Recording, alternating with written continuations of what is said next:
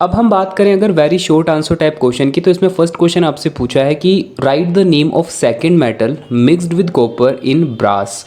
Brass बनाने के अंदर कॉपर के साथ में दूसरा कौन सा मेटल बनाया जाता है। तो एक चीज़ तो क्लियर है कि ब्रास क्या होते हैं बेटा, आपके अलॉय है, एन एग्जाम्पल ऑफ अलॉय।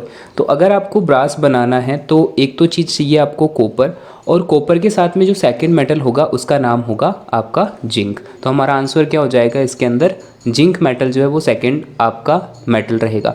यहीं पर मैं बताता हुआ चलूँ कि इनका प्रपोर्शन भी इंपॉर्टेंट है, तो ये आपको याद रखना है 70% बाय 30% का इनका रेशियो चलता है।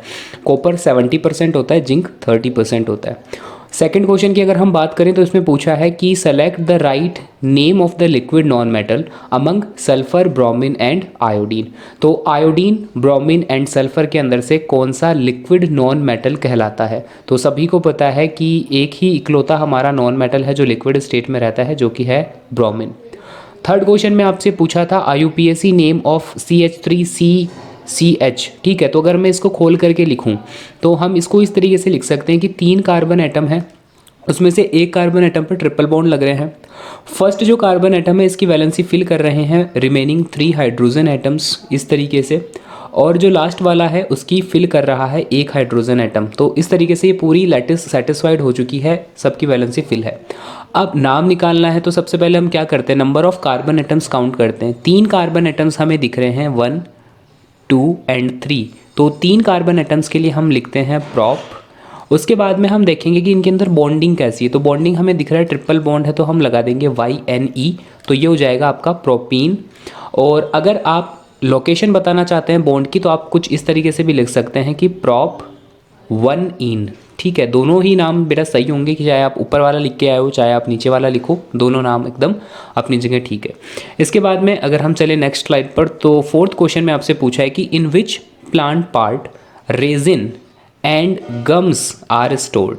तो सबसे पहले तो आपको ये पता होना चाहिए कि resin and gums are the waste product of the plant. इनको हम वेस्ट प्रोडक्ट के तौर पर देखते हैं, और क्वेश्चन पूछा है कि प्लांट के कौन से पार्ट में इनको स्टोर किया जाता है। तो इसका आंसर होगा बेटा आपका ओल्ड जाइलम। और अगर और भी अप्रोप्रिएट आंसर लिखना चाहते हो आप, तो आपने पढ़ा होगा 9th के अंदर कि वैक्यूल्स जो हैं वो एक सेल ऑर्गेनिल है जिसके अंदर सारा की सारा सेल का वेस्ट मटेरियल जो है वो स्टोर किया जाता है। तो आप कुछ इस तरीके से भी अपना आंसर लिख सकते थे कि vacuoles of the old xylem. Old xylem cell के जो वैक्यूल होते हैं उनके अंदर आपका रेजिन एंड गम को स्टोर किया जाता है। अगर आपने ओनली ओल्ड जाइलम लिखा है तो पार्शियली आपका आंसर करेक्ट माना जाएगा। फिफ्थ क्वेश्चन में है कि which part of the brain control blood pressure, salivation and vomiting. तो इन तीनों फंक्शंस को ब्रेन का कौन सा पार्ट जो है वो हैंडल करता है। तो आंसर होगा आपका मेड्यूला ऑब्लंगेटा। ब्रेन के पार्ट से क्वेश्चन आना बनता भी था क्योंकि इंपॉर्टेंट कंसेप्ट, इंपॉर्टेंट टॉपिक है ये, तो हमारा आंसर हो जाएगा आपका मेडुला ऑब्लंगेटा। हो सकता है कि आप इसमें हिंड ब्रेन लिख दो, तो अगर आप हिंड ब्रेन लिखते हो तो भी आपका आंसर पार्शियली राइट है, बट मोस्ट अप्रोप्रिएट आंसर आपका माना जाएगा मेडुला ऑब्लंगेटा। सिक्स्थ क्वेश्चन की अगर हम बात करें तो इसमें पूछा है कि write the name of the bacteria borne infectious disease. कि बैक्टीरिया से होने वाली इन्फेक्शियस डिजीज़ बतानी है आपको, कोई भी दो। तो जैसे मेरा जो आंसर है उसके अंदर मैं जैसे लिख सकता हूँ आपका कोलेरा। कोलेरा के अलावा एक आपका ट्यूबरक्लोसिस, जिसको शॉर्ट फॉर्म में आप TB भी बोल सकते हो। तो tuberculosis and cholera are the 2 bacterial borne infectious diseases. आपका आंसर कुछ और भी हो सकता है, आप चेक कर सकते हो कि कोई भी दो आपको बैक्टीरियल बोर्न इन्फेक्शियस डिजीज़ आपको लिखनी थी। ठीक है, उसके बाद में चलें अगर हम हमारे नेक्स्ट क्वेश्चन के अंदर, तो अगला क्वेश्चन है आपका कि in the experiment of Mendel's law of inheritance of trade the proportion और percentage of draft plants found in the plant obtained in F2 generation या फिर F2 प्रोजेनी वाज। तो क्वेश्चन में आपसे ये पूछा है कि जो मेंडल ने एक्सपेरिमेंट किया था पी प्लांट के ऊपर, उसके अंदर अगर हम उसकी सेकंड जनरेशन तक क्रॉस करवाते हुए जाएं अगर, तो प्रोजेनी के अंदर ड्राफ्ट प्लांट का क्या रेशियो आएगा। तो चलिए करवा करके देखते हैं। हम सबसे पहले 2 pure toll and pure short plant को एज अ पेरेंट कंसीडर करते हुए चलते हैं। तो मान लो कि हमारा एक पेरेंट है प्योर टोल और इसके कंपैरिजन में दूसरा पेरेंट है आपका प्योर शॉर्ट या फिर प्योर ड्राफ्ट। अगर हम यहाँ पर क्रॉस करवा के देखें तो यहाँ पर प्रोजेनी बनेगी कैपिटल T स्मॉल t, फिर प्रोजेनी बनेगी capital T small t, again second allele जब फर्स्ट अलील से मिक्स होगा तो capital T small T, and इस वाले का सेकंड अलील जब इस वाले के सेकंड अलील से क्रॉस करेगा तो कैपिटल टी स्मॉल टी। ना बेटा इसको हम बोलते थे फर्स्ट जैन फर्स्ट, ठीक है, first generation of the cross. अब यहाँ पर हम देख रहे हैं कि जितने भी प्रोजेनी बनी हैं वो जेनेटिकली सेम है सारी की सारी। तो अब यहाँ से हम कोई भी दो जीन्स उठा सकते हैं, जैसे कि मान लो मैंने उठाया है capital T small T and capital T small T, ठीक है। फॉर एग्जांपल अगर मान लो हमने इन दोनों को सेलेक्ट कर लिया, एक ये वाला कर लिया, एक ये वाला कर लिया। अब इसमें हमें क्या करवाना है, इसमें हमें करवानी है सेल्फ क्रॉसिंग, यानी कि आपस में इसको क्रॉस करवाना है। तो क्या प्रोजेनी बनेगी हमारी, फर्स्ट एलील जब सेकेंड एलील से क्रॉस करेगी तो कैपिटल टी आंसर आएगा। फर्स्ट जीन जब सेकंड जीन से आपका फर्स्ट एलील जब सेकंड एलील से क्रॉस करेगा तो capital T small T progeny आएगी। उसके बाद में इस वाली साइड से जो सेकंड एलील है वो यहाँ से फर्स्ट एलील से क्रॉस करेगा तो again capital T small T लिखा जाएगा, और सेकंड एलील जब इसके सेकंड एलील से क्रॉस करेगा तो स्मॉल टी लिखा जाएगा। जेनोटिपिक रेशियो अगर हम फाइंड करना चाहें तो हम यहाँ पर देख रहे हैं, आपका फेनोटिपिक रेशियो अगर हम फाइंड करना चाहें तो यहाँ पर हम देख रहे हैं कैपिटल टी, यानी कि ये प्योर टॉल बनेगा। यहाँ पर डोमिनेंट टॉलनेस है तो ये भी टॉल बनेगा, ये भी टॉल बनेगा, तो 3:1 जो है इसका आंसर आ रहा है। बट हमें ये चीज़ नहीं पूछी थी आंसर में, हमें ओनली पूछा था कि what is the percentage of dwarf plant found in the plant obtain in F2 generation. तो हमें केवल ड्राफ्ट प्लांट का, जो कि ड्राफ्ट प्लांट ये है, इस ड्राफ्ट प्लांट के आपको परसेंटेज बताने थे, ठीक है। तो मान लो कि टोटल अगर हम 100% माने तो 100% में से ड्राफ्ट प्लांट कितने बन रहे हैं। अगर 3:1 के कंपैरिजन को डिकोड करें तो हमें पता चलता है कि हमारे 25% जो प्लांट है वो बनेंगे ड्राफ्ट आउट ऑफ 100%।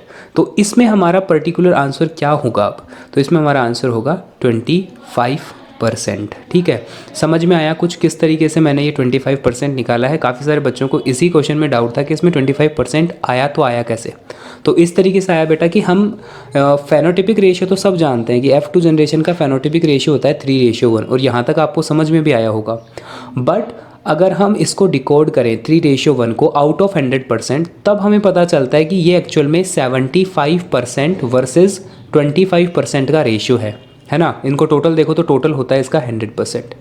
तो अगर हम इसको डिकोड करेंगे तो हमें पता चलेगा कि 75% प्लांट तो बनेंगे आपके टोल, और 25% जो प्लांट होंगे वो बनेंगे आपके ड्राफ्ट। तो इस तरीके से इस क्वेश्चन को आपको अटैम्प्ट करना था, ठीक है। अब चलते हैं अगले क्वेश्चन के ऊपर। अगले क्वेश्चन के अंदर आपसे बात कर रहा है कि write the relation between the object distance जो कि u से रिप्रेजेंट करते हैं, इमेज डिस्टेंस जो कि v से रिप्रेजेंट करते हैं, एंड द फोकल लेंथ जो कि स्मॉल f से रिप्रेजेंट करते हैं फॉर एन स्पेरिकल लेंस। ये बहुत इंपॉर्टेंट है कि आपको रिलेशन बताना है u, v एंड f के अंदर for spherical lens. So as we all know lens formula जिसे हम बोलते हैं लेंस फार्मूला, तो लेंस फार्मूला हम जानते हैं कि क्या होता है, 1/f is equal to 1/v minus 1/u। और इम्पोर्टेंट बात क्या थी कि यहाँ पर बीच में माइनस का सिंबल लगता है, तो ये हो जाएगा इसका आंसर आपका। अगले क्वेश्चन की बात करें अगर, तो इसमें पूछा है कि which part of the I controls the size of the प्यूपिल।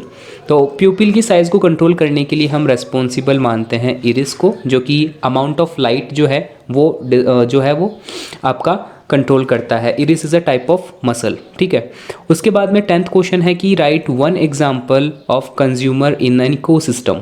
तो इकोसिस्टम के अंदर आप पिरामिड को अगर आप याद करोगे तो इसमें हम जानते हैं कि वेरियस ट्रॉपिक लेवल्स होते हैं, जिसके अंदर सबसे पहले ट्रॉपिक लेवल पर आपके प्रोड्यूसर्स आते हैं, सेकेंड ट्रॉपिक लेवल पर आपके प्राइमरी कंज्यूमर्स आते हैं। ना यहाँ पर आपको उन्हीं प्राइमरी कंज्यूमर्स के कुछ एग्जांपल, कुछ नहीं मतलब वन एग्जांपल उसी में से बताना था, जो कि सीधा प्लांट पर डिपेंड होते हैं, प्लांट को खाते हैं। तो अब कुछ भी बता सकते हो इसके अंदर। फॉर एग्जांपल अगर मैं लिखूँ गोट, फॉर एग्जांपल अगर मैं लिखूँ काऊ, या फिर अदर कोई एग्जांपल आपके दिमाग में आ रहा है प्राइमरी कंज्यूमर से रिलेटेड, तो आप वो यहाँ पर मेंशन कर सकते हो, आपका आंसर जो है वो करेक्ट होगा।